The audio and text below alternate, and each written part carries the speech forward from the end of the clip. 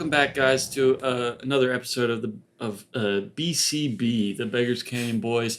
This is episode 39, and today we are finishing our coverage of season 1 of the Clone Wars animated series.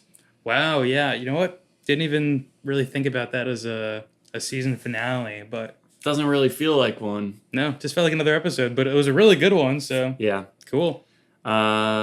Yeah, it doesn't really make sense why they would do it like this. I guess they just wanted to introduce a big character at the end of the season, but then Yeah. season 2 starts just continuing this story. I was going to So, say it has a cliffhanger, which, is not inherently a lot of season finales have cliffhangers, but it has a cliffhanger that seems to be okay, come back next week for Right. the update. Not I don't know, and I don't know how long the wait was or anything, but and it could be one of the way it ends. It could be something that they just don't bring up again for 5 more episodes. But no, they get right back to Cad Bane in season 2. well, good dude. I need to know who the heck bailed out Zero. Yeah. Who's that mysterious benefactor? Yeah. What a hut out there. Yeah, but like we said, we got the last 4 episodes of season 1 here. It's the Ryloth arc. We've got, Storm over Ryloth, the Innocence of Ryloth, and Liberty on Ryloth. And then the Cad Bane episode. I forget what that one's called. Senator's Captive, I think. Something like that, maybe. Yeah, it's Hostage Crisis. Oh, That's okay. what it's called. All right. I feel like mine was close to that. Yeah, Senator's Captured. Yeah, Hostage Crisis. All right, well... We have a Senator's Captured. Sorry, guy. No. You got anything you need to say before we dive into the eps? No, I don't think so. Still playing Star Wars Unlimited. Very fun game. Encourage anyone to try it out. I actually did convert someone into a player of the game. Oh, really? Because I went to GameStop to look for some packs, and they didn't have any. There was a girl there looking for Pokemon packs, and they didn't have any of that either. And he was like, on Wednesday, I'm probably getting both of more. And I told her, I said, you should try out Star Wars Unlimited. It's pretty fun. A little more manageable than Pokemon. Yeah, true. Yeah, you can find the packs. Yeah. And she said, you know what? I'm going to write that down. And she wrote it down. Nice. Mm-hmm. Well, good job. You're spreading the good word. One more player on Carabast. Hell yeah. And it's more manageable than Pokemon in the sense of they're less total cards to keep up with, and it's still early on in the game's lifespan that it's not too hard to get into. Yeah, I haven't pulled a $30,000 card though from Star Wars Unlimited. That's some true. people have with Pokemon. That's true. So, pros and cons. I'm not really in it for the resale market aspect of it. I like playing the game, but I know you're kind of all money brained. Not gonna lie, not so much even.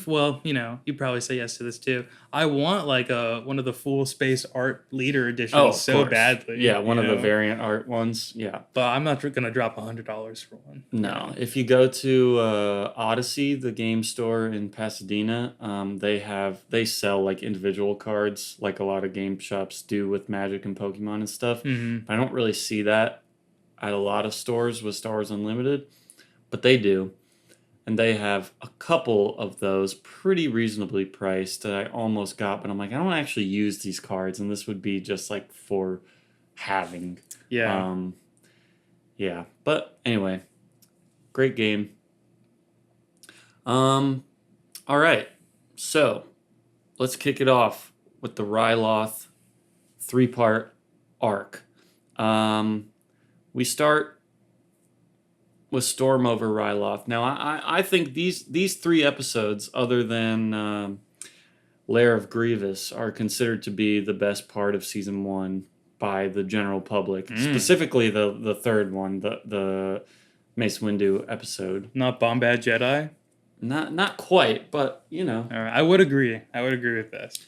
Yeah, I would think so too. I think after watching all of season 1 again, Lair of Grievous and Liberty of Ryloth are probably the best 2 episodes Yeah, I actually like Innocence of Ryloth the best of them all. Oh, really? It's Nice. kind of like a little cookie cutter in its story, but it's like one of those ones that always works really well. So I found it really endearing. I liked it a lot too. I Hmm. think that's a great episode and great Obi-Wan stuff, great clone stuff. Yeah. Um, but what's really cool about these three episodes, and we've talked about this before with like the sequencing of these episodes and like how that one where they're on Christophsis like is a prequel to the movie, and it's like, oh, all we have left are these cannons, and then now at the beginning of the movie they're like, okay, the cannons, like protect the cannons. Like this one is so like that. Like these three episodes, it's like, okay, there's a space blockade that we can't get through. We need Yeah. to get through that blockade so that Obi-Wan and Mace Windu can land. Like, okay, they got through the blockade. Now they can land. Now on the ground, these cannons are like making it so that Mace Windu can't get all his guys in. Okay, so Obi-Wan takes out the cannons. Okay, great. Now we can get in. And then the third episode is Mace Windu on the ground. Like, just really satisfying. Yeah, I think. it's super cool, and I like and they all kind of blend together for me because I watched them, just back to back to back.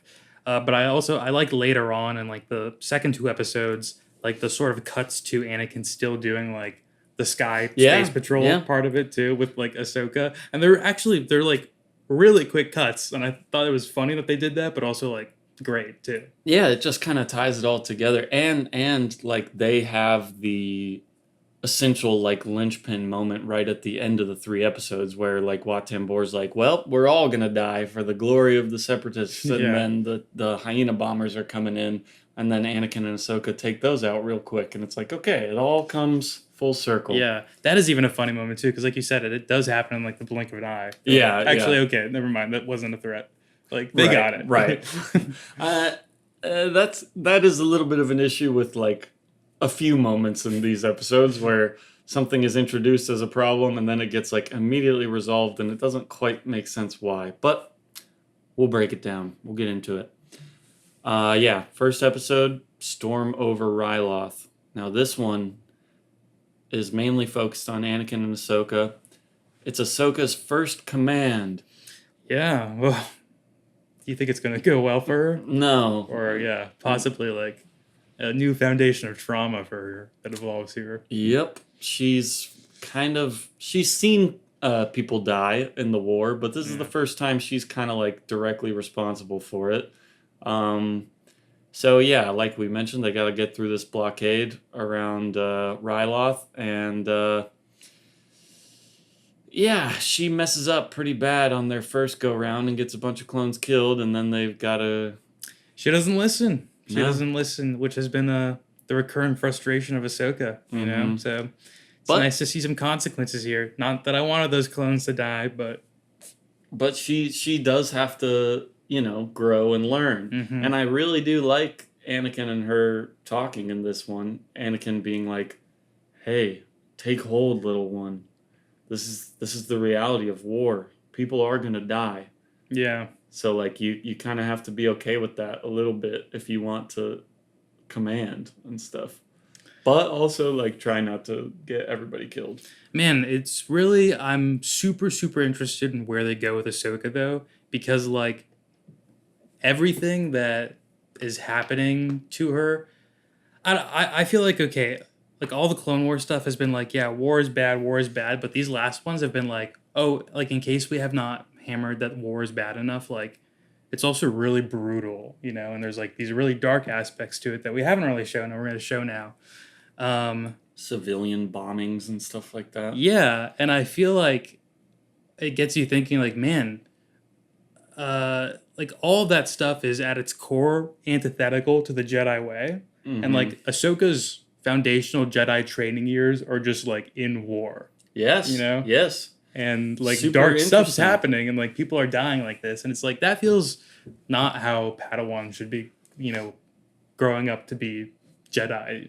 Yeah, she's thrown right into like the biggest hypocrisy moment of the Jedi, Yeah. of like, we are keepers of the peace, but also we're generals in war. Yeah. And yeah, that's just a great point you make, and definitely keep an eye on that. It just even strikes me as like a little weird from Anakin in this episode when like after those clones die, he's like kind of, and I don't think, I feel like you could do some psychological analysis on it, but it's like it feels like he's smiling through it and like sort of pushing forward with like his jovial attitude and like relationship that he has with her. But like obviously it's like something has changed for her a little bit, but like it makes it stand out so weird that Anakin does that even. Yeah, you know? yeah.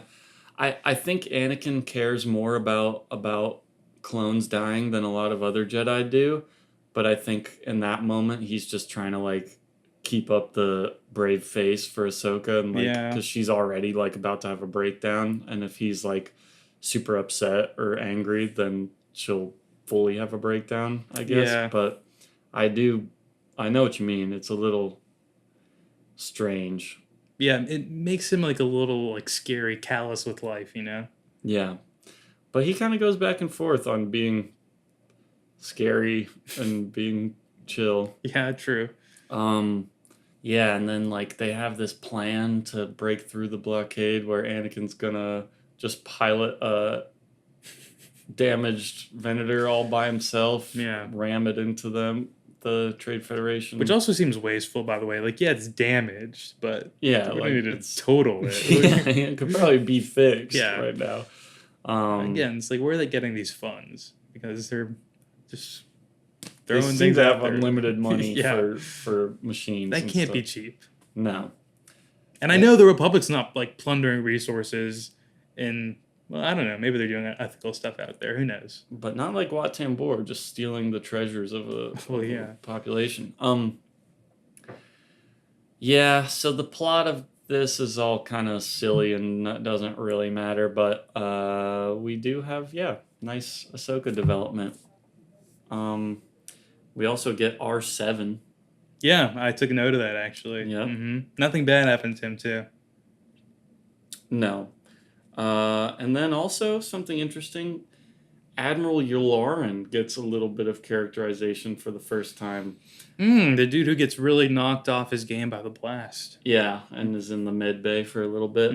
I saw that and I thought, weak. What a weak character. Yeah. Couldn't even handle a little blast like that. Huh. Well, he is weak-willed because he does, just go along with the Empire with no problems later on. But, I found it interesting that they focused on him a little bit, and Ahsoka, like, goes to the med bay, and she's like, I'm so sorry, and he's, like, pretending to be asleep, and then she leaves, Yeah. and he opens his eyes. I'm like, damn, okay. So he's, like, kind of being, like, a real human instead of just, like, a guy that goes, like, General Skywalker, we have arrived at this place, or whatever. And then he's who comes in the room to be like, hey guys, you gotta listen to Ahsoka.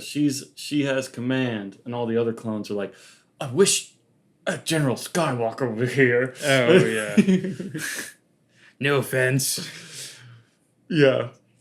Yeah. So this was probably the most boring of the three, though. Or the least exciting, I guess. I don't think it was necessarily boring, but A lot of the animation looked really cool out in space, too, Yes. though, I will say. So there's, like, cinematic components to it that are, like, outside conversation, other than just being like, that looked really cool. yeah, agreed. I think all three of these Ryloth episodes look great. Have some of the coolest, like, directorial moments we've ever seen. Specifically thinking of the big flashy moment from the Mace Windu episode where the bridge disappears. Oh, yeah. I mean, that's crazy. Yeah. Mace Windu, the baddest of the bridge. Yeah? Yeah. That's his moniker. I don't know if you... The That's what fans are saying. The baddest? The badass of the bridge. Okay. Yeah. See, that's what I thought you said. Or the baddest of the bridge. Yeah. If you want to, like, PG, we can cut that. I know you want to... They don't the say podcast. ass in Clone Wars. Not once? They do say hell. Really? Yeah. Again, weird. Yeah. I mean, hell is real in Star Wars. Is it a planet or is it a... No, it's actually just kind of a slang from Corellia about the afterlife. Oh, really? Yeah. Hmm. But okay, so the next one, Innocence of Ryloth. This is what you said was your most interesting one. Mm-hmm. we've mentioned. But like we said, Obi-Wan is on the ground, and there's these cannons, and there's a tactical droid who's like, I know that Obi-Wan and the way the Jedi work, they will not like endanger civilians to just like blow up all our stuff. So we're gonna have a bunch of prisoners all around these cannons to make it harder for them to take. Just pretty interesting and not a bad strategy from the droids. Yeah. It almost works, but the power of a little girl saves the day. yeah, You know? that is the main meat of this episode, is that these two clones, Boyle and Wexer, Yeah. run into a little Ryloth, little Twi'lek girl who has been separated from her family, and she kind of leads them through the back way or whatever to liberate all these people. Yeah. And there's a really nice moment in their introduction where, like, and again, I'm a sucker for these kinds of things in media, where I like feel like she's scared of them, she's hesitant of them, and like she's like doesn't know what they are, has never seen these people before, and so they take their helmets off. Yeah. And then like she sees that, I guess she's a Twi'lek, so she's not a human, but you know, it humanizes like them. a life form. Yeah. Whereas they could have been like more droids for all she knows. Right. That's what they say. Even they're like, oh, she probably thinks we're droids. Oh, do that? Okay, yeah. I don't know. Very sweet. You know, she bites them. Yeah. Freaking tailhead bit me. Yeah. Yeah, they call her cute nicknames like that. Yeah. Well, at the very beginning of the episode, Wexer and Boyle, I guess, are just like friends. They're chilling in the back of the gunship, and they're like, God, why do we have to freaking save a bunch of tailheads? What's the point of this? They're just like racist, I guess. Look, they got heart. Okay. But they learn. They learn that they're wrong. They grow. And those are the two best of the crew, I guess, right? That was what was said. Yeah. Mm-hmm. Yeah. Cool moment where Obi-Wan uses the Force to like push grenades up a little bit higher. Yeah. I feel like it's a little embarrassing for like them throwing their grenade though. Like, it's like you couldn't just throw it a little higher. Yeah, just be better. Like, Obi-Wan had to use the Force there. But I like to see the Force being used. Mm-hmm. We'll see it a lot more later. But oh yeah. Mace Windu is super powerful Force user. Man, the moment where he just like shatters glass with the Force is super, super cool. I'm gonna bring that up later as well, because I think it's not. I don't mean like, so don't talk about it yet. Yeah. I think it's got some interesting significance to it too. Okay. So the droid guy also had a plan to like starve these animals and release them on the clones. What were they called? Like Grokkors? Yeah, something like that. Forgot about those. Yeah, it's like a less essential aspect of the episode, but I do really like the moment where Obi-Wan like hypnotizes all of them and brings them into a little like narrow alley for them to get trapped in. Yes. It's just showing more examples of Obi-Wan has a interesting connection to animals. Obi-Wan and animals. They listen to him for some reason. And again, another like good Force utilization. I feel like seeing so many in these episodes, I feel like wait, I feel like we weren't using the Force in some of these other episodes when we could have been using the Force in more creative ways. But yeah, and I think we'll see an example of that when Anakin doesn't have his lightsaber. It's like, bro, you could be using the Force here. I feel like. Oh, yeah, exactly, yeah. And he does like once, but... I was going to say, it was cool when he uses the Force to like have the guy go check the other floors of the spot, like manipulates his mind that way, but... Yeah, not so much Force use it. No. Excuse me. Really good action once they do like get to the cannons where all the Ryloth people are being held prisoner. It's a cool moment where Obi-Wan like takes one of the cannons and then the clones like load it up and he uses it to shoot the other cannons, and That was like well directed and exciting Yeah. action, I think. Honestly, like the animation did look really, really good, and there were moments like around this time in that scenario where like I'd look at a shot and it would just be like a droid against the backdrop, and I'd be like, this kind of looks like it's just from a movie. Yeah, Like, yeah. looks really good. I agree, and I even think the facial animations are getting better too. And the moment where that we talked about before, where they like are throwing the grenades up, something. I mean, maybe it's helped because Obi-Wan's like in shadow behind a rock or something. Yeah. But like his mouth movement or his face movement there looked like really cool and really solid. And I love when he's just like, "You guys said you wanted some action. All right, come with me." Like, Yeah. I don't know. Obi-Wan is just rocks. I didn't remember them saying they wanted action, though, was the thing. Yeah, I think they did Oh, say okay. it, but I also didn't exactly remember it. I was at like, that oh, okay, I moment. guess those guys were like talking cocky before or something, and I missed it. But yeah, Yeah. it's cool. I mean, maybe Obi-Wan just overheard their like private conversation of like, oh, why can't we just come in guns blazing? We got to be careful. Yeah, But it's cool that they're like, those hey, tailheads. yeah, be careful. Ah, I'm sorry. No. Would Tot Donita approve of that No, language? no, he wouldn't. You're right. Ah, gosh. But it's cool that they emphasize like, hey, like we're gonna use precise blaster shots and droid poppers like the EMP grenades. Oh, yeah. That's all we're doing because we cannot like destroy these people's homes and risk Smart. harming civilians and stuff. I'm like, Yeah. Good Thank thing their you homes for don't get talking destroyed, about that. right? well, in this episode they don't Yeah. really. But no, they're at least being cautious about it, which is like good to see for once. There are some like weird Middle Eastern vibes going on here with the Twi'leks, though, I think. And it just, I couldn't help but think about, like, this is like, I think they're kind of slightly hinting at, like, some stuff of, like, oh, the American army coming in and liberating these Middle Eastern civilians from terrorists and Yeah. stuff. And it's like, yeah, okay. I Yeah. don't know. I don't know about all that, but Yeah. just certain things in like the aesthetics of the architecture and the interiors of the houses and stuff like that. Like, It was weird to see this much Twi'lek for once, Like, not the idea that I had of them. But I guess also they're like in a harrowing situation here, so it felt pretty, I don't know, like sad.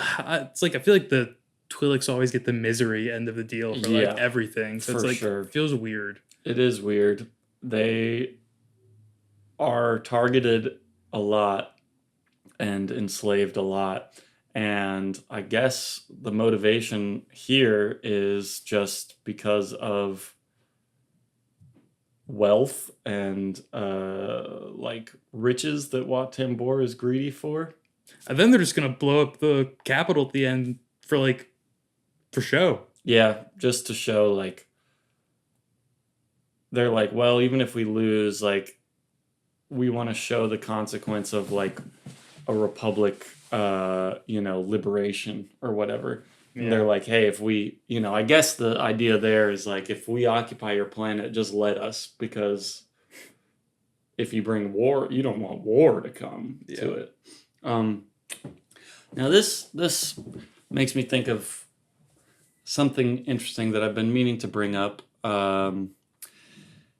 For season 1 of the Clone Wars, they did a webcomic that was like little 6-page prequels to each episode of season 1. No, okay. We haven't been looking at those because they are like pretty hard to find, and the only place I found them was on like a pretty sketchy website, and it was like, you can click this download button, and I was like, I'm gonna not do that. For each episode? Yeah. Oh, at wow. least for season 1, and then they stopped doing it, but pretty much stopped doing it. Yeah. But And he just tells me this now when we watched all of them. well, I keep meaning to bring it up and I forgot. That's okay. But the reason why I thought about it this time is because, like, have you felt with some of these when they're doing the little opening monologues of like, wait, did I miss something? Like, literally like all of them. yeah. Uh-huh. But I just thought that was the style of the show. To be It honest. is. And I find it funny that they have like new animation in those little openings. Where a lot of Yeah, times they just use the animation from the previous episodes, but sometimes it's all new stuff. I know that is what really throws me off sometimes, and I have accidentally skipped episodes sometimes, not like watched the whole thing, but I'll just in the app like accidentally jump forward, and I'll notice like immediately, but it still throws me off always because I'm like, oh, the stuff that's showing like does not happen in the previous episode. Yeah, So yeah. it's like, where did I mess up really badly like somewhere along the line, or No, just that's could just throw you how off they a do it. little? Yeah. And so that's why I was like, oh, maybe a lot of that stuff is addressed in the web comics. And I looked up what like the plot summaries for the ones of today, and not really. But the main question I had was like, why did Wat Tambor invade and occupy Ryloth? Because they do say like now Wat Tambor rules with an iron fist and stuff, and it's like why? Like what is the strategical reason for Ryloth? Yeah, I don't think they ever say in the episode. Not really. And you kind of are just led to figure out like, oh well, he just wants like all this treasure that's on their planet apparently. I guess, and he was just enjoying his time there in the meantime. Yeah, yeah. In the prequel comic to the first episode of the Ryloth thing, it's a whole thing of like Cham Syndulla and another Twi'lek spying on these corrupt Twi'leks, and Radical Chom spying. That's yeah. what I hear. That's the bad part. Well, we'll get into the interesting politics of the third episode. But they're like spying on these guys, and they're talking about how they could like smuggle treasure and like, oh, we could take this off planet and like be super rich and all that. And then it's revealed that like Wat Tambor is spying on all of that. And then he's like, hey, are we like set to occupy Ryloth anytime? And the droid's like, it's number 97 on our list. And he's like, okay, go ahead and move it up to number 1. Oh, So that's really, that's all. okay. Weird. Yeah. But it does give like a little bit of context to it. Yeah. I guess weird. I wonder how many people were tuning into the webcomic. I was not when I was a kid. I didn't know that was going on. Is the animation like 3D animation style, or is it, do you know, or did you just read a description? I could only see covers. Oh, okay. This is so, okay, weird. Yeah, I know. I would definitely be interested in looking at those, but It was never collected anywhere? No, probably not, right? I think there was a collection of it, but I still couldn't even find like anywhere to like buy that or I feel like that should come with like a Blu-ray copy or something, yeah, you know? yeah, or at least in like the bonus features of the Blu-ray, like you could click through it or Yeah. something. Which it totally might be. I don't own any of the Clone Wars on DVD or Ooh, anything. I have a Star Wars non sequitur real quick. Go for it.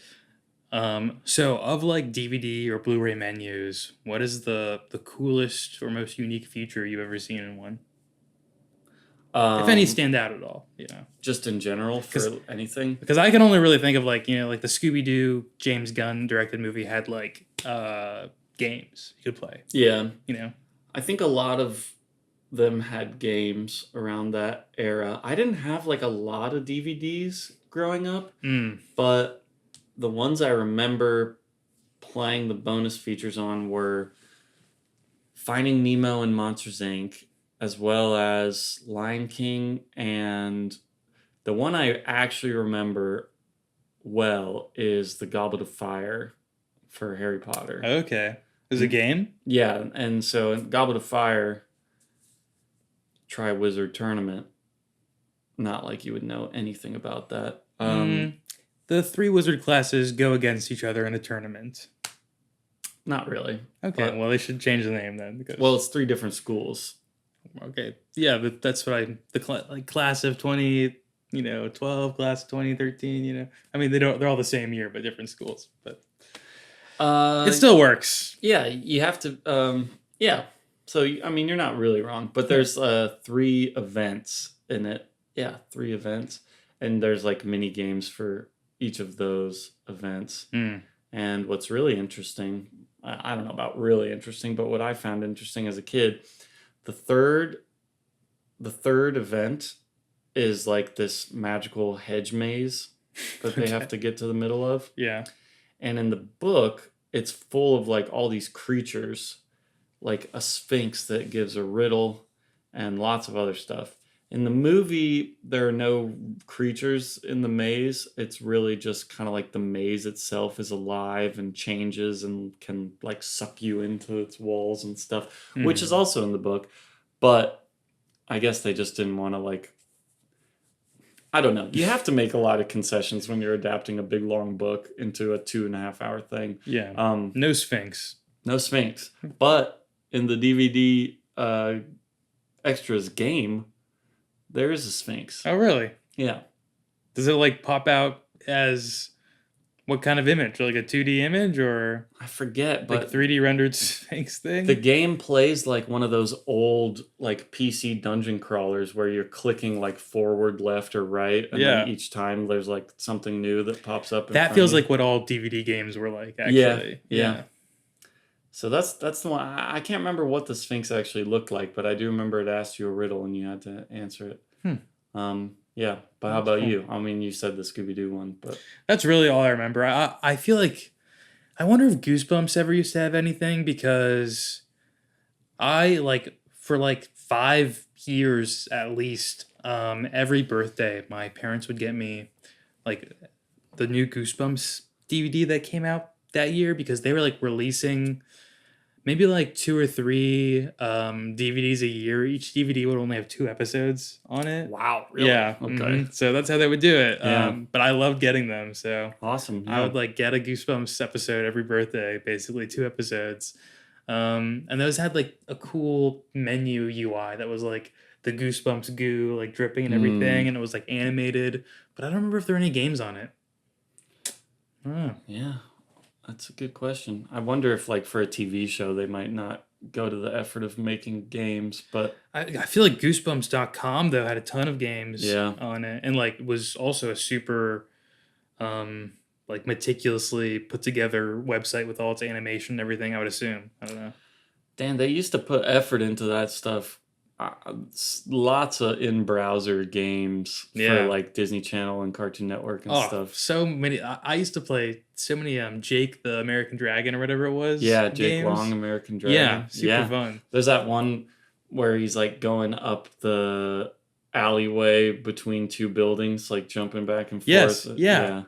There was also another one because that was like one of my favorite game types. One just like that of whatever their George of the Jungle cartoon was. I forget what like that was titled. I think it was called George of the Jungle. Was it just like a straight? There was cartoon of it? one Oh. with him like the big chin and Yeah. everything. Yeah, I Mhm. think that was just George of the Jungle. Yeah. I always try to get the high score in that one. Teen Titans had some great ones too. Oh, I don't think I ever played any Teen Titan ones. Clone Wars had some good ones. Oh, okay, really? Yeah, there were Clone Wars Lego in-browser games that were actually very fleshed out, and I spent a lot of time playing. Well, Cartoon Network actually made some good games. Yeah, Like there yeah. was also a Courage the Cowardly Dog one where you like explored the house and had to like find pieces of the puzzle and figure things out. That was super cool. I I don't loved it. remember that one, but Which- that's cool. I'm sorry, I'm way off track now, but also, you know what IP also had a similar game like that on their website? Garfield. Oh, like Mhm. explore the house. Yeah, and it was like a Garfield like haunted house thing where you would explore it, and like try and solve the riddle to get out of the house or something. It was so fun, dude. It was I so never good. played that either. The Garfield website was awesome, dude. I don't think I ever went on the Garfield website. That is where I discovered because you know how I've done the thing where it's like, what is the Garfield comic for the day you were born? Yeah. That's like the reason I do that with people is because they had like a little part on the website where you could put in any date and it would take you to the Garfield comic for that day, which I don't think exists anymore. But that's a good feature to have on a website. yeah, sorry, I got really excited. No, about it's all this, okay. so, That's cool. yeah, I, fun stuff I forgot about. I'm trying to think of like what I played the most. There was definitely like a Foster's Home for Imaginary Friends game based on Cheese, the character Cheese. My God, terrifying character. Yeah. Yeah. That was like a season 2 character, I feel like. Yeah. it was just some like platformer thing. He was awful because he was annoying to the characters, but like he was annoying to them because he was just annoying, so it'd be annoying to listen to. Yeah, oh, absolutely. I hate characters that are like, well, they're supposed to be annoying. And it's like, Yeah. yeah, but I don't like that. yeah, and I'm annoyed. All right. Let's talk about Liberty on Oh Ryloth. my god, we got 2 more to go. Yeah. Yeah. This one, All right, let's speed through this one. Mace Windu takes out droids. Boom. All good. it's so cool though. So Mace Windu's like special ability, his force specialization is something called Shatterpoint, which I think we have discussed briefly before. And also there's a card for it in Star Wars Unlimited that is him breaking the glass on the walker. Okay. Um Wait, from memory, I feel like it was something with him like almost utilizing the dark side of the Force, but then that not? is his lightsaber style. Oh, okay. Yes. All right. But Shatterpoint is, oh yeah, and I forget what that's called, but Shatterpoint is where you can sort of analyze a situation and find like the linchpin difference making thing in it, and then Oh, like okay. exploit that to have it go your way. That's very cool. So him breaking the glass like that at the beginning, I think is kind of just like a super tiny example of that, and then we'll see like bigger and bigger examples of it as the episode goes on. So like, he may have just noticed like, okay, this is the weakest point in the glass right here. I'm going to break that so I can save this guy. That's like the most basic example. Yeah. But then like later he's like, okay, I'm going to enlist the help of the freedom fighters on the planet because we don't have enough people, and that's going to be the difference maker. Or like, okay, the bridge is like the main thing here. And they're all kind of like obvious, I guess, in this, but I don't know. They utilize it pretty well, and that's Mace Windu's, specialty, and he gets to show off in this one. Yeah, that is cool. I wish I had remembered that before seeing him use all his Force abilities in this episode. But he still is like one of the more like creative Force users that we see. And like one of the best this is like way towards the end of the episode, but such an awesome moment that shows Mace Windu does care for the clones also. So not that you said he doesn't, but just in case anyone out there doesn't think he does, or there's some other Jedis who maybe are more frivolous about their lives, but him using the Force like to lift up those 2 clones and like throw them on the other side of the bridge to save them is like such a cool moment too. Yeah. I mean, that whole sequence is awesome, but like that is the part of it that really stood out to me as like Mace Windu, my man. Yeah, for real. And I love the whole build to it too, and like the way it's directed, because he's like, they're lowering the bridge, run, and then he realizes like, well, they're not going to be able to run. So, yeah. Also, it's funny. I feel like that bridge is like, I don't know what material it really is, but seems like it's kind of light material or something like that. So it should probably be like much quicker in its dissolution. Yeah, it probably could just like immediately disappear. Yeah, that's what I thought was gonna happen. So it was like a little anticlimactic that it was like, okay, it's going away now. Yeah, but for the sake of like visual momentum and stuff, I think it makes sense. Well, they slowed things down there anyway. They could have just slowed it down. Yeah, you're right. Not a real complaint, but just interesting. Just great visuals all around in this episode. The walkers on like the cliffside, like going up the winding pathway, so cool. By the way, those look so fun too. The ATTEs, those 6-leg walkers. Mm-hmm. Yeah. I'd love to control one of those. Yeah, me too. Making me think of Princess Mononoke there, because there's another sequence where there's like a cavalry kind of going up a thin path on a road on the side of the mountain. What is Princess Mononoke? It's a Studio Ghibli Miyazaki movie.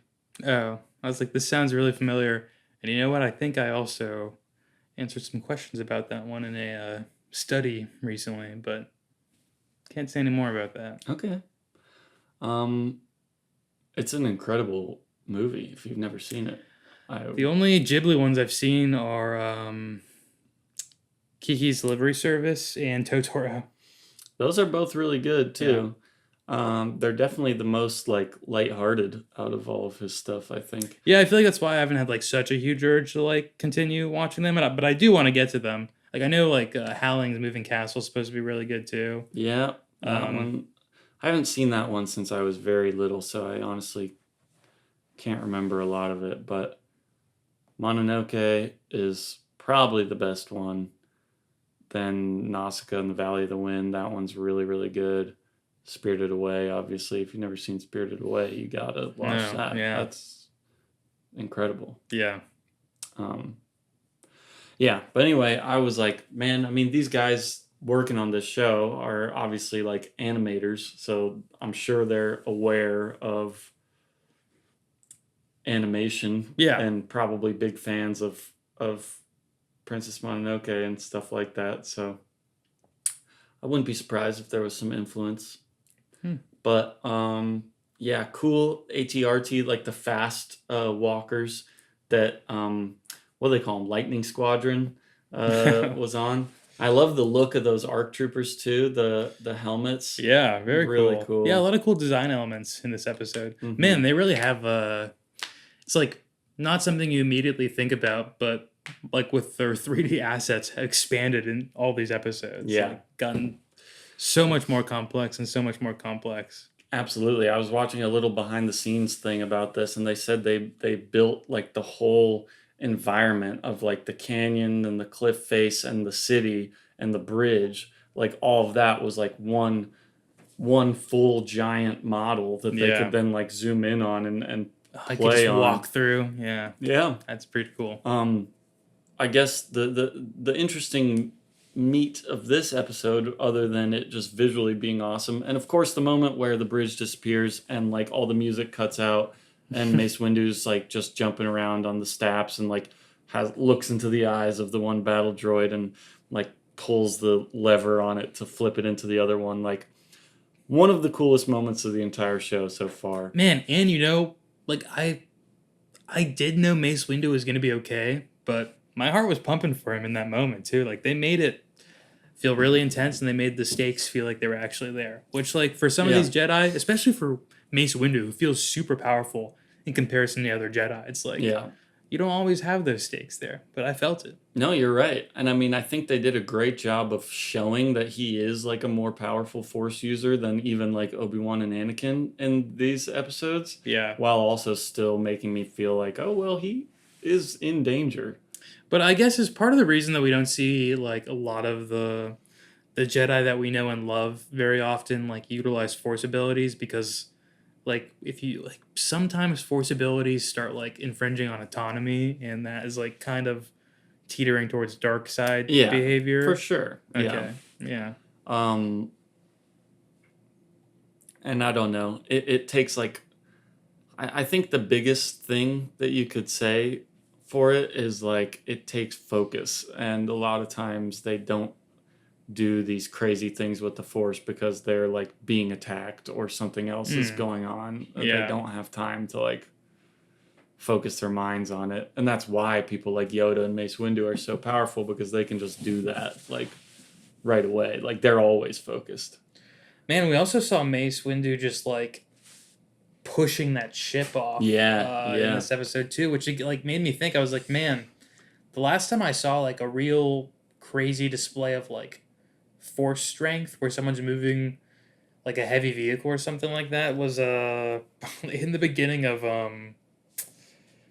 what is the Switch game that I played? Force Shadows? Force Unleashed? It's Force Unleashed, yeah. Force Unleashed, when like Vader was like bringing down a ship that was trying to escape. Like I was like, that's the last time I saw something like that powerful. So just interesting. Yeah. I mean, it's rare, I guess. They don't want to make it like too overpowered, I guess, to just be able to do like whatever you want. But no, I think it's great that we don't see like, because obviously the feat that Vader did, like pulling one out of the air, is a lot more strength involved in it probably. Yeah. And like that was a bigger ship in that game at least. But I think it's good that they like don't show stuff like that often because, like, in this instance with Mace Windu, I was like, oh, he, like, is really strong to be able to even do that. Right. I mean, and that, maybe the other guys could do it if they, like, meditated for 5 minutes beforehand and had nothing else going on, but Yeah. I agree with you.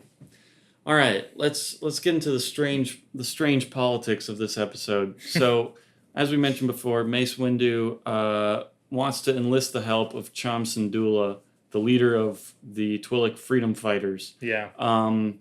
Now he tells Palpatine and the senator of Ryloth, Orn Free Tall, who's this big old Twi'lek who... yeah. No, like, hidden metaphor there with that at all. No. I think he's the good, like, who we're supposed to root for. Yeah. Well, he's sitting on Coruscant, having lunch. Yeah. Although he was chill. Come on, he was chill. No, he sucks, bro. So Mace Windu wants to enlist the help of these guys, but Orn Free Tall is like, no, you can't do that because Cham Syndulla will make it a play for power because he wants to usurp me as, like, the leader of Ryloth. Yeah. And Palpatine is kind of on Orn Free Tall's side because Orn Free Tall is, like, one of Palpatine's main dudes also, along with Masamita. And Mace Windu's like, I'm gonna do it anyway. And Palpatine, he doesn't want to show his hand too much, so he's like, maybe there's another way. And then Lauren's like, we have no reinforcements, so you have to do it. Then Cham Syndulla doesn't necessarily want to help the Republic because he thinks, hey, what's the difference between, like, one occupation or another? Like, will the clones just stay here and now be the occupying force instead of the droids? How long is it going to be until I'm fighting you, is something he says. And I know the tides on that get changed, like, pretty quickly for him once he sees, like, how bad the current situation is.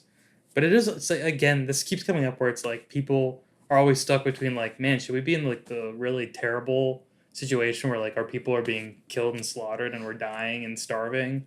Or, like, should we let the Jedi come in and try help? Yeah. And it's like, man, when it's so black and white like that, like, any nuance of that gets a little lost because it's like, you're just kind of crazy, Yeah. It's like, in this case of a kid's show, one is definitely better than the other. Yeah. I mean, it does make it makes him look like really stubborn for, like, personal reasons. Yeah. And I guess he is saying, like, no, I will free my people by myself. Yeah. And it's like, well, you're not going to be able to do that. That's the problem with it. Yeah. It's like, that's a noble sentiment, but. Yeah. And then I do like that there's friction between him and Orn Free Tall. And I thought that was going to be, like, a bigger thing. But then they talk to each other on the hologram. And Orn Free Tall. So I said they're chill. Yeah, but, like, it really happens out of nowhere where he's like, I give you the promise that the clones will leave shortly after this. And he's like, okay, I promise you that I won't try and usurp you as senator. Yeah, he believes in democracy. Yeah. He was cool. I liked him. Yeah, Cham Syndulla is cool. Mm-hmm. I think he's a good character. We will see him again. Yeah. Nice. Yeah. Cool. Blurgs were around, the things that the Twi'leks ride on. Oh. Yeah. Last time we saw Blurgs was in the Battle for Endor movie. Wow. Oh my God. Yeah. Crazy. Long time. We may have seen Blurgs since then, but that's my last memory of seeing Not Blurgs. in the forefront, at least. Yeah. Not in the spotlight like this. Exactly. Yeah. And, I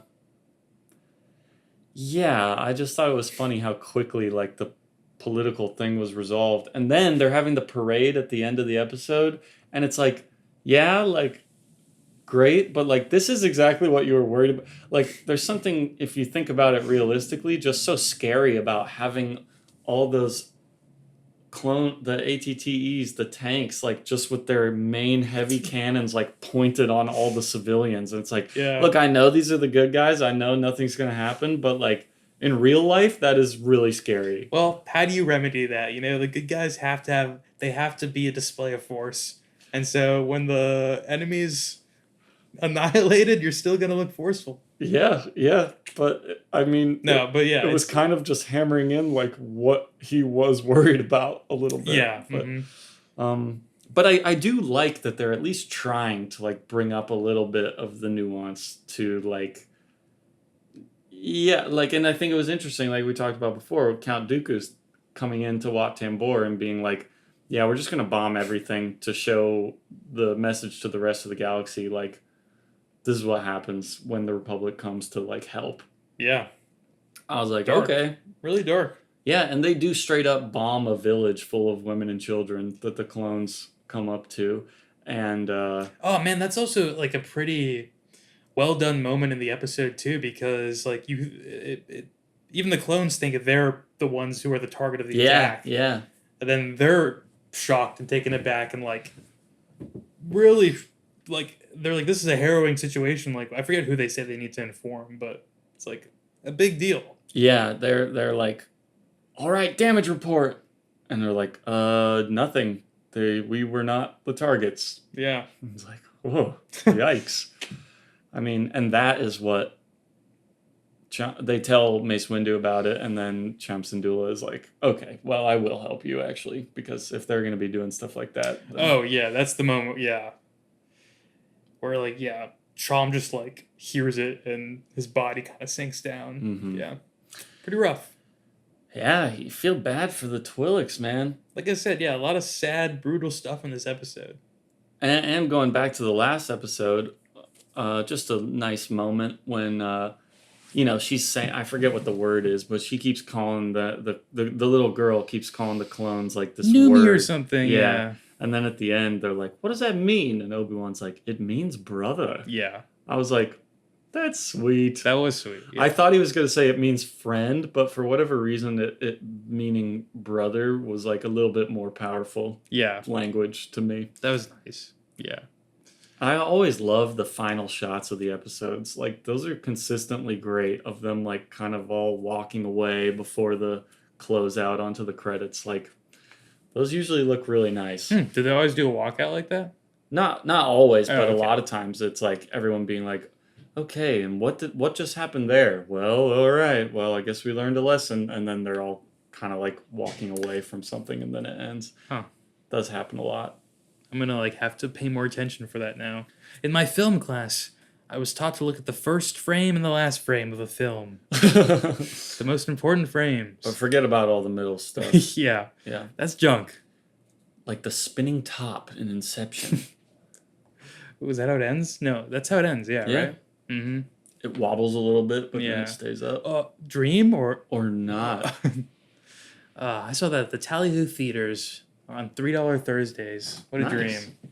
So the last episode of today is the Hostage Crisis season finale. Like I talked about last time, they really marketed Cad Bane super hard. Yeah. Did they market his crew along with him? They did market it a little bit of like, yeah, this is going to be like the bounty hunter crew comes along. Okay. The only other one we've seen before is Aura Singh, the bald lady. Did not remember her. She's in one shot of Phantom Menace. Oh, okay. So it's okay that you don't remember her. Yeah. Yeah, so this one, Cad Bane holds a bunch of senators hostage so that Zero the Hutt can be released from prison. Yeah. Big return of Zero, our favorite Star Wars character. Really excited to, and you know, not Chekhov's Zero. We do get Zero in the episode. Yeah. Oh, it's so bright out here. I suffered in prison. Like, unspeakable thing. I love as soon as he's complaining when the door is coming up, the clones are like, oh my God. One of them literally says like, God, something like they should have shot. Just kill him.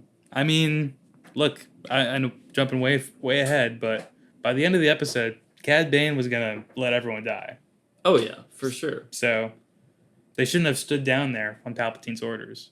But, yeah, I mean, really it was just thanks to Anakin that they didn't all die. Yeah. But,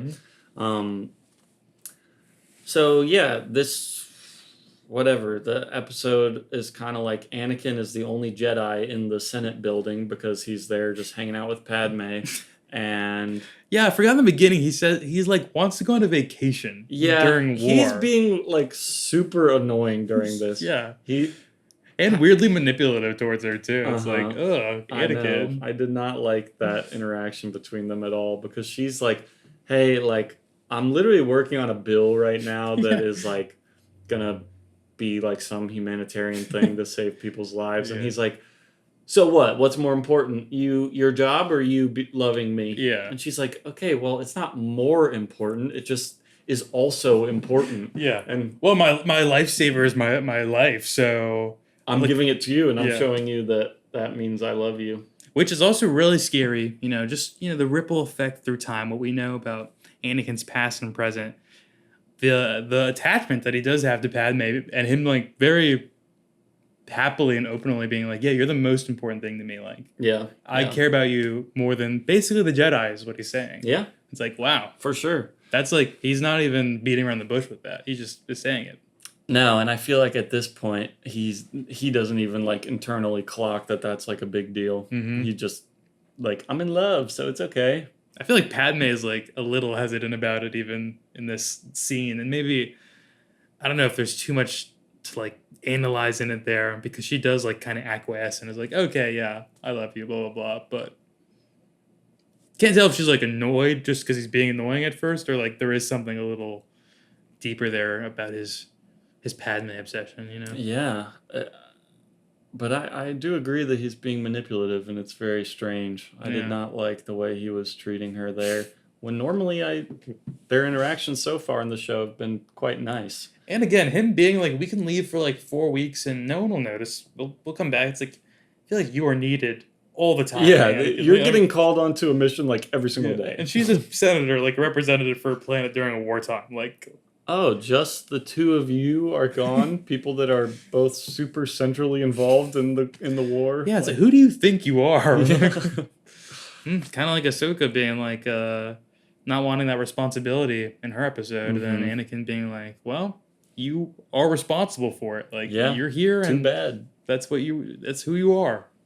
But meanwhile, he's allowed to shirk his own responsibilities whenever he feels like it. Hypocrite. Yeah, well, he is. Yeah. Most of the Jedi are. Man, I want to know what Ahsoka thinks of Anakin post his turn. Hey, it'll be good stuff. Nice. Oh my God, do they? My heart's gonna break when they see each other again. Oh my God. All right.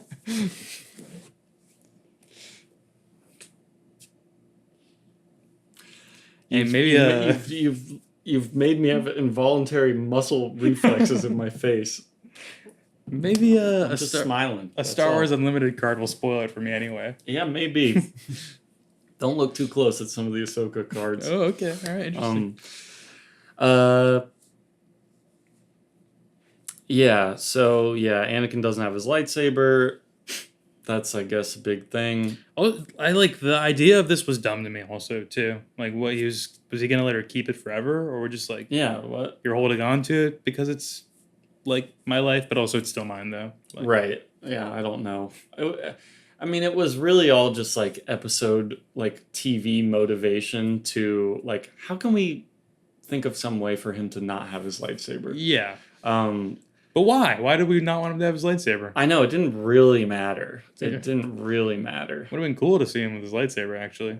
Chopping up some of these MFers. Yeah, dude. You think that little purple slimy dude would have got the advance on him if he had his lightsaber? No way. No way. I don't think so. So yeah, Cad Bane and his dudes raid the Senate building, and it's actually really cool how they do it. Okay, well, it's pretty dark and sad because a lot of people die, but okay. But it's intense, and it's like, damn, like, you want me to think that this guy is scary and competent. Okay, like, yeah, I believe it. Man, he actually fully succeeds in his mission here. Yeah. And he is fucking brutal, too. He is, like, shooting not just droids, but, like, living things in the back while they're running away. He's snapping necks. Gosh, that's one of the first things he does is snap one of the clones next, and you hear it, and you're like, oh my god, we haven't been seeing this in the show. No. What the hell? I think this is the most we've seen like humans die in non-combat situations, or living things die. Yeah. I guess. One of the clones who's like crying out for help, like you see the lady, or Singh executes him. Yeah, it's crazy. So, really dark moment for it. That was dark in and of itself. Him throwing the thermal detonator into the room and then closing the door. Oh yeah, just killing like 7 dudes right there. They take out so many people actually. Yeah, I mean, also immediately when they get into the room with all the senators, the one guy who's cool as hell being like basically like hey, we don't negotiate with terrorists guy.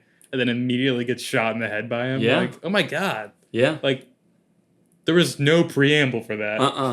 And it truly like, okay, like he means business. Yeah. And like a lot of times in like a cartoon like this, they'll want to have like a tough bad guy be introduced, but it's like, okay, but like you're not actually gonna do like really fucked up stuff because but no, he does.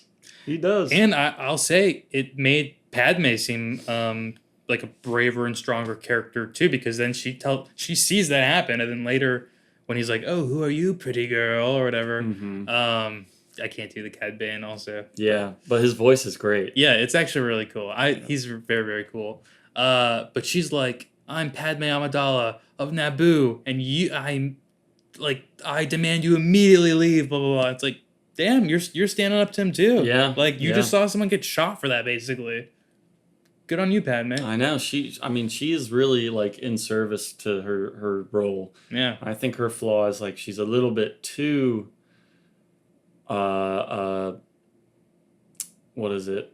I guess like confident that the Republic system works and everything. Yeah. But she has like good intentions and everything, and yeah I agree. That's tough. Hey, she's also young too and grew up in that system, so for real, privilege of all that is probably a big part of that. She went to politics camp her whole childhood, so yeah. Was that one of the deleted scenes that had that bit in it, or? They further expand on that in the deleted scene, but she does briefly mention it when that's what motivates him saying that he hates sand. It's because she's like, the beaches during politics camp, I used to play with my friends on the beach. Don't call them tailheads is the number one rule at politics camp. Yeah. Just go through all the slurs of like not what to call. And everybody's like, oh, there's so many species. Like, how am I supposed to remember all this? Yeah, gosh.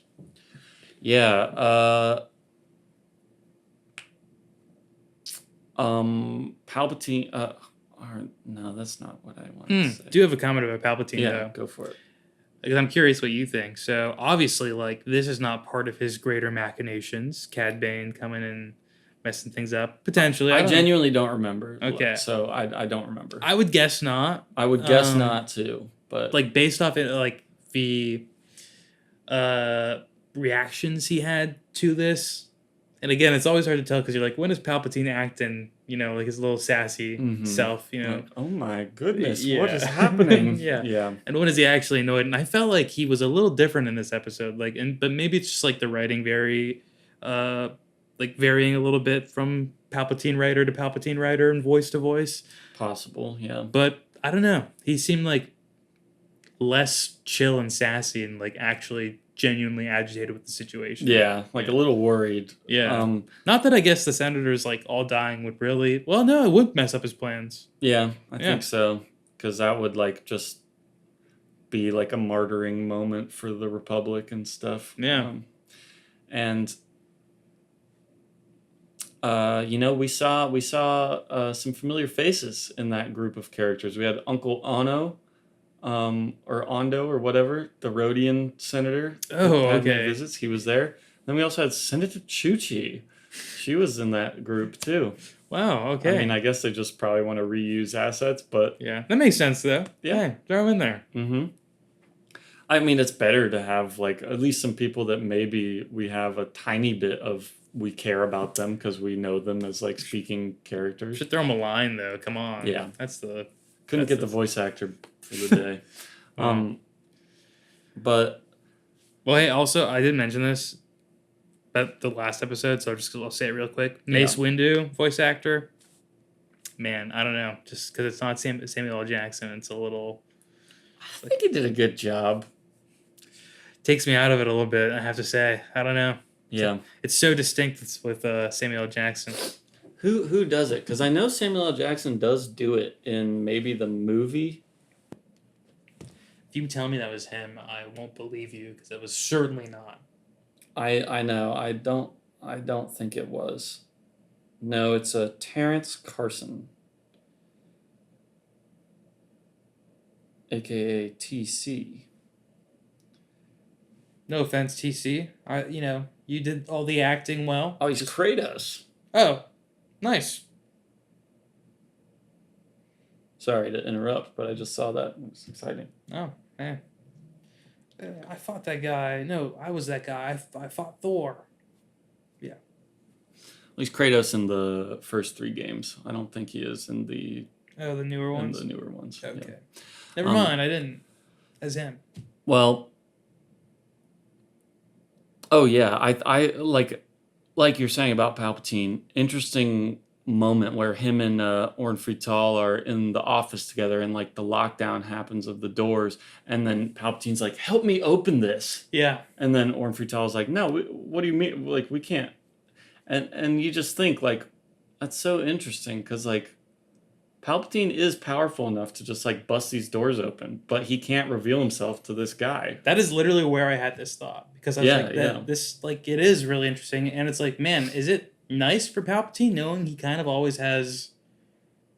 It's like a weird safety net to fall back on, where it's like, okay, if you are ever actually in a situation where like, I don't know, say Cad Bane is like trying to kidnap you, Palpatine, and you like genuinely did not want to be kidnapped. And it's just the two of you in a room. Like yeah. you could just will kill annihilate him. Yeah. Like, Yeah.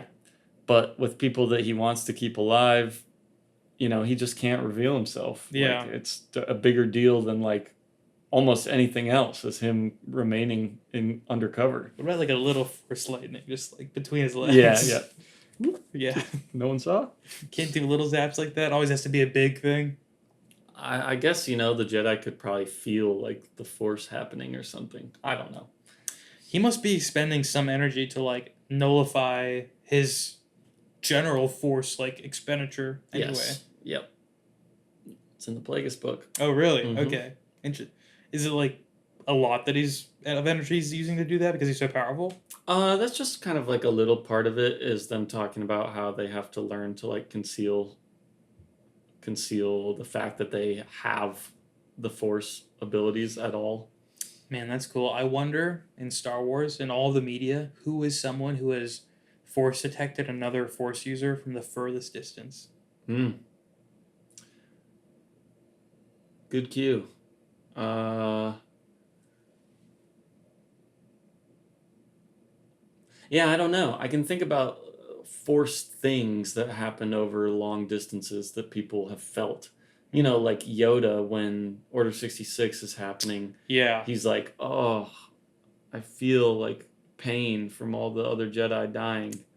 But that's not quite what you're talking about. No, but that is kind of similar. Also, do they utilize that idea again in the future? Like if bad things happen? And people can like feel it from far away. Mhm. Yeah. Okay, interesting. And I guess Obi-Wan feels it in the very first movie when Alderaan is blown up. And he's like, "Oh, it's like a million voices all screamed at once and then disappeared." Yes. Yeah. Yeah. Damn. The Force is cool. It's also like a crazy line from that movie. Great moment. Yeah. Because that's like the beginnings of the Force too. Like that's what we don't know anything about how the Force works. We're learning for the very first time right there. Yeah, we were just with R2D2 and C3PO for the longest while. Yeah. Seriously. Trying to think what. Oh yeah, wild moment when all the Coruscant Guard clones like bust the window open and they're like, "All right, we've got you, Palpatine." They like rappel into his office and they just smash his giant window behind his chair. I don't remember that specific moment, but I'm like, damn, like just being destructive. Like, yeah, it's like, did you really need to do it like that? Like, he's right there. The glass could have hurt him I feel pretty like that's bad. the third time we've seen that office get destroyed. Yep. Yep. That huge window is getting smashed a lot. Definitely happens in the Tarkovsky Clone Wars when Grievous gets into that office. Yeah. And then obviously when he's fighting Mace Windu, it smashes as well. It is like, I guess, like the most iconic way to be like, that's where we are, you know? Yeah. We're with Palpatine. He's here. got his big window. Yeah. Yep. It's cool. Yeah. Lego set of it?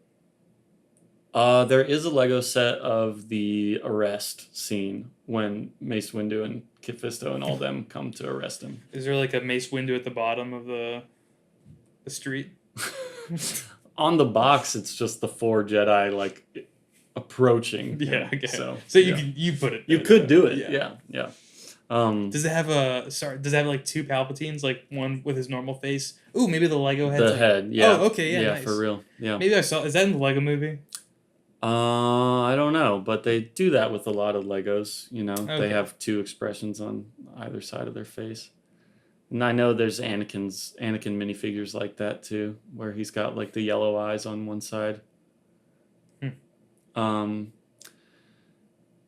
Yeah, but like we said, this is the intro to Cad Bane, a popular character that will return in this show and really, you know, be represented in lots of other media. I mean, he's got his own leader card in Star Wars Unlimited, so that's how you know he's at least like a certain tier of character. Yeah, that he's would got be... a legendary card too. Mm-hmm. And I own it. Very cool. So him and Hondo are probably the 2 biggest original. Well, other than Ahsoka, obviously, that's the biggest original character so far from this. But wow, Hondo really doesn't stand out that much to me. But hey, maybe he'll get cooler. Yeah, more. I agree. He doesn't stand out as much to me either. But man, like I haven't seen this episode in a while, and I was kind of worried it would be a letdown. Cad Bane is tough, bro. Yeah, and I gotta say, I know you didn't get to season 3 of Legend of Korra, did you? I think maybe some of it, but oh, I don't like when they remember. introduced the Red Lotus group, that's like a group of villains. Sort of, it reminded me of this. Like I just always think that's super fun when you get like a group of super efficient villains like that, and then they like just come together to do a heist or something like that. Yeah, it's exciting. That Aura Singh like sniping people at the beginning while they're taking the platform, really cool. Yeah. They're like droid faking the voice to make it seem like everything's okay, so they don't raise any alarms initially. Some anti-war protesters. Yeah. But we've taken care of them. And it's like, oh my god, so if that actually was happening, you guys are all cool with the Senate guards just murdering protesters? Yikes. Like, that's kind of freaky. Maybe those senators, Cad Bane was trying to liberate or something. Maybe he's a revolutionary. Maybe so.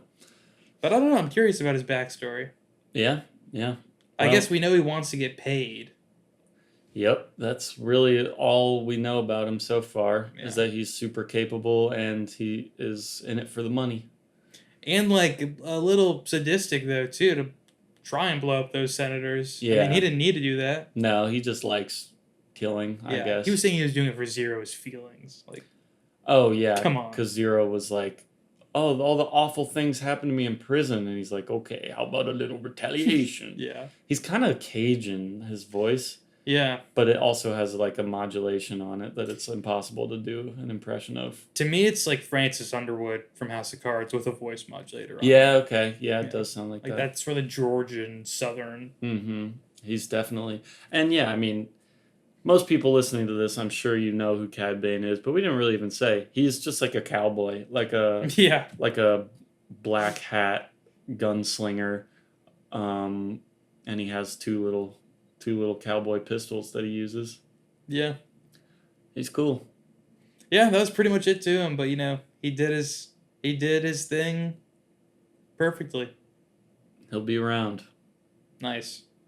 I want to see a lot more of him and Zero. I think that's a great pairing, and maybe a whole episode on those two. Zero was making me laugh in this one. You know, he sucks. He's a bad character, but I was laughing. I kind of disagree. I don't even think he's a bad character. Okay, yeah. I think he's fun. He is funny. Well, that makes sense also for a HUD character, don't you think? I mean, yeah, to just be like complaining about everything, nervous, and He's like if that Abby Lee lady from her dance academy was in the Star Wars universe. yeah. Wow. Like Zero, yeah. From Dance Moms? Yeah. Yeah. That is a good comp. I would never have thought of that, but I hope she doesn't sue me for that, but yeah. well, she is a listener. Well, she's a notorious Star Wars lover. She loves the Twi'lek dancing, so Yeah. she may tune into this episode. There was the tribal dance. You're right. I know, and I was thinking about that, like, oh god, Twi'leks are used as dancers in a lot of things. Like, is that because they know that's like part of their culture is like I know. dancing? Yeah, it's like this makes it worse. Yeah. I was wondering the whole time. I was like, are they gonna show any dancing on this planet? Like, And they did. yeah. When they did, I was like, oh, maybe in like a bit of a strange way, but okay, you know. But then it gets my gears turning of like, oh, do the people who enslave them and like traffic Twi'leks, like they know that that's part of their culture is that they've like learned how to dance from a young age, and so they're like, oh, they'll be good as like strippers and prostitutes. Yeah, stark. Yeah. Yeah. Ugh. Which like, look, you know, no advocacy going on here. I'm just reading into the subtextual nature of the Star Wars universe, okay? I'm not saying that that's cool that they do that with Twi'leks. Yeah.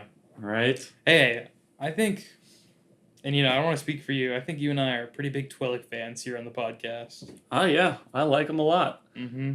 I think Tat Donita is one of my favorite characters from the comics for some reason. Yeah, he's just super cool. Yeah. And Twi'leks have one of the cooler alien... Twi'leks and Rodians are like my favorite of the Star Wars universe. They look great. Mm-hmm. I think Togrutas are pretty good too. Ahsoka and Shakti is the other one. Yeah. And then, yeah, Ayla Secura is awesome too. Who is Ayla Secura? The blue Twi'lek Jedi. Oh, okay. And Bib Fortuna, Jabba the Hutt's. Scary looking. Yeah. Mm-hmm. He's freaky. That's the only Twi'lek we see in the original movies, though. And he's really? got like super sharp teeth. Oh, no, that's not true because there's the dancers in Jabba's. Yeah. You're right. Oh, I know. I fucked up. Remember all those Bib Fortuna comics? I mean, I know they weren't like about him, but he was in everyone scheming. Those are fun. Yeah. I like those comics a lot, actually. Yeah, the like gory ones. Kind of. Jabba the Hutt like cartoon gore comics. Yeah, blowing up heads and whatnot. I like those a lot. Those were fun. Yeah. Man, I want to read those again. I want to read some more comics. Well, great transition to the outro because we have almost like I'm a professional. Stop right there. I'm stopping it to say how good that was. You know, sometimes you're so good I can't tell if you're doing it on purpose or it just is serendipitous.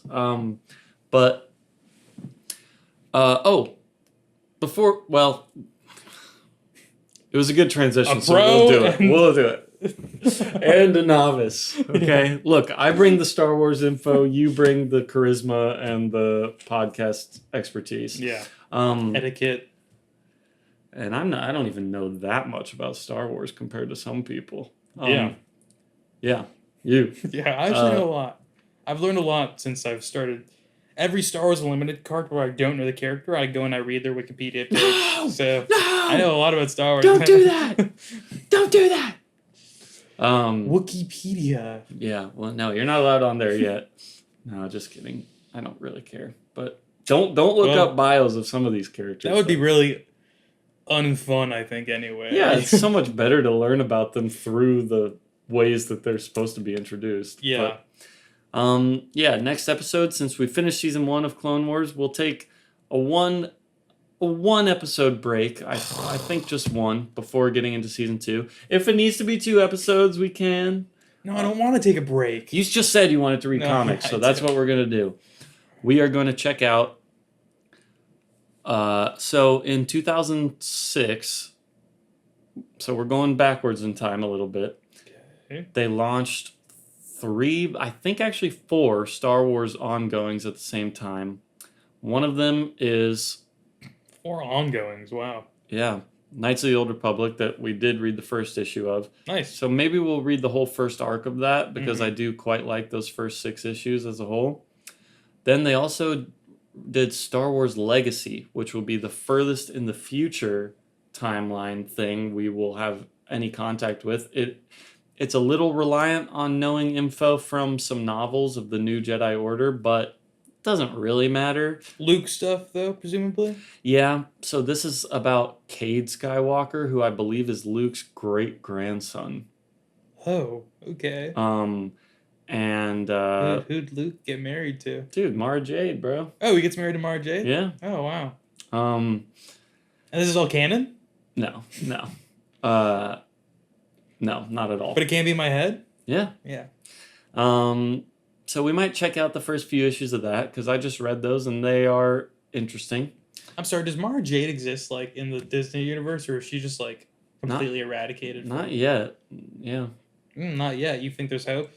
Well, they're always introducing new people and sometimes bringing in, like, old. I mean, they kind of pick and choose, like, and I'm surprised that they haven't brought her back into it, honestly, but... Dude, I cannot wait to be in theater with you at the next Star Wars movie when Mara Jade comes on screen and she's like, I'm Mara Jade. And we know, so we can freak out in there. Yeah. Yeah, she's going to be in Starfighter. The Ryan Gosling one? Yeah. With Mia Goth? Is that the one Mia Mhm. Goth's in? Yep. That was crazy news to find out for me. I was like, wow, Mia Goth's going to be a Star Wars I'm villain? going to be in Star Wars. Yeah. Did you see the clip of her on the red carpet being like, it's amazing? Yeah. Yeah. I love her. She's hilarious. Yeah. Who's she married to? It was Shia LaBeouf for a little bit, Yeah, wasn't it? And yeah. they got divorced and they have a kid together or something. That's who I was thinking of. Yeah.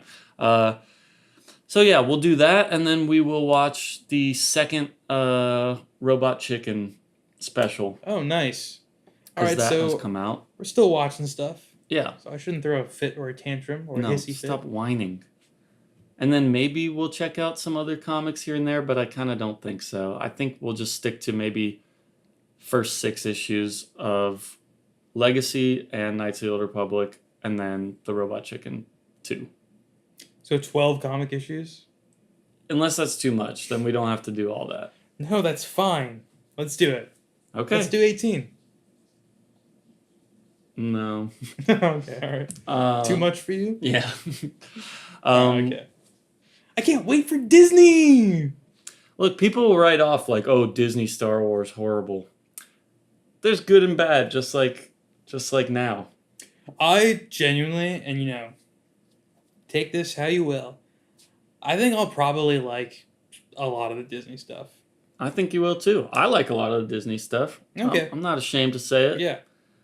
I dislike a lot of it as well, but I don't think it's one overarching umbrella of like, oh, this is such a bad era for Star Wars. There's good and bad. I wonder though what are the fracture points of annoyance? Because to me it's like, okay, The shatter points, if you will. yeah, exactly. Yeah. If they're a little less sacred about things, I think that's not going to bother me as much as it would like someone like yourself who, is much more deeply ingrained in the world of Star Wars throughout your life. Yeah.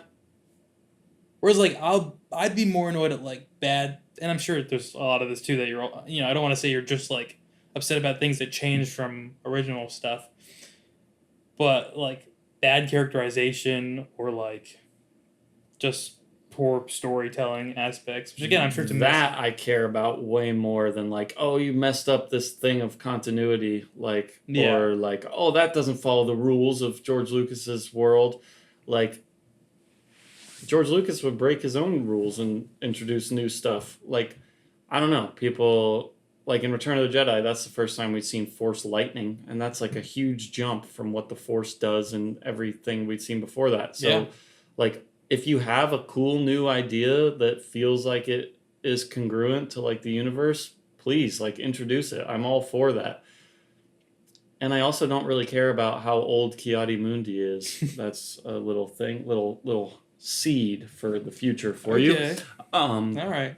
He looks old. He looks like the Pringles man a little bit. Yeah, but I definitely care way more about the individual things themselves. Like, nothing can ruin Star Wars because you can just go back and watch the stuff that already exists. Okay, yeah. So you're not upset about any like legacy stuff getting shat on in any capacity, really?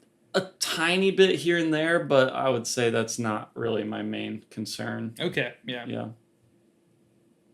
Well, anything else? Nothing else. All right, guys. Thanks so much for listening. We'll be back next time. Bye.